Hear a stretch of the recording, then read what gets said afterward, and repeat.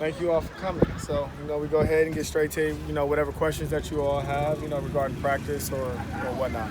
I'd say pretty fit group at cornerback. What are you hoping to see out of those guys Saturday? You know what? Some people could look at it as thin. I look at it, we got a lot of DBs playing a lot of different positions, so we're pretty much adding quality depth because there's a lot of guys that play a lot of different spots, and they know the terminology, they know the defense, because you're a lot more aware of the defense when you play multiple spots. So I'm just looking for those guys to go out there, compete, and make some plays. What guys have you seen improve the most over the course of spring ball? To be honest, all of them.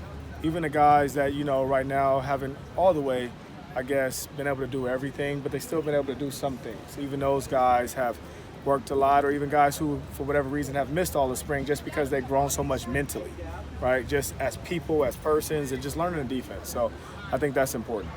How has Domani come on since he, was able to start doing stuff on the field? It's fortunate that he's been able to, be a mid-year, because a lot of things that we asked him to do are different than what maybe he was asked to do in the past. I mean, just from zone concepts or different things, and I think he's grown a lot to where all of a sudden he can go on the board himself and draw up formations and draw up concepts. He understands what's going on. Expectation that we won't see Makai Saturday? You know what? We'll wait and see. Right now, just rather be safe than sorry, but we'll see.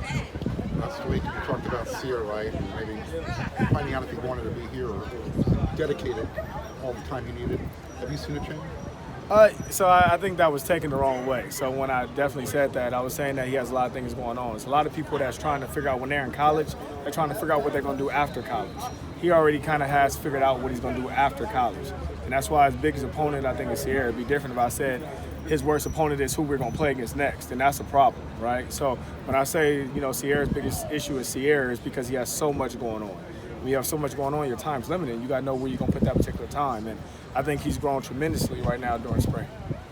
Donte, you're obviously somebody who's very involved in recruiting. How have you kind of seen the landscape change with NIL and all the promises that are being made to even high school kids? It's not really promises I guess coaches can make, but the biggest thing is recruiting has changed every year, right? From whether, like I said, 1 year was text message, this year is NIL. It's changed every year, but it's all about the guys who could adapt. And right now, I'm fortunate enough that we got the right coaches, we got the right administration to where people here can adapt. So I think we'll be fine, and I think we'll continue to grow. What are your expectations for a guy like Josh Jackson, when he is finally healthy? He's moving better. I think he's learned the position. The biggest thing for him is not, what he could do physically. The biggest thing what he could do was mentally, just because, his pretty mental aspect as a DB was different because he's been playing offense his whole life. So I think right now he's grown a lot, just even the questions he's asked. At first, he was pretty much embarrassed to ask the question and speak up. Now he has no problem doing that. Being that spring practice is kind of nearing its end, how did it feel to just work primarily with defensive backs after last season? You know what? No matter what, if Coach Riley told me he wanted me to coach the quarterbacks, I'll do my best doing it. So it's not like what, primarily doing with anything. It's just, I guess for me, it's just going out here coaching football and being around people that you like to be around. That's what's important to me. As a defensive guy, how tough is it to go up against a Lincoln Riley offense? It's tough just because, what you see one day is not what you're going to see the next, and then every play is a build off the next play.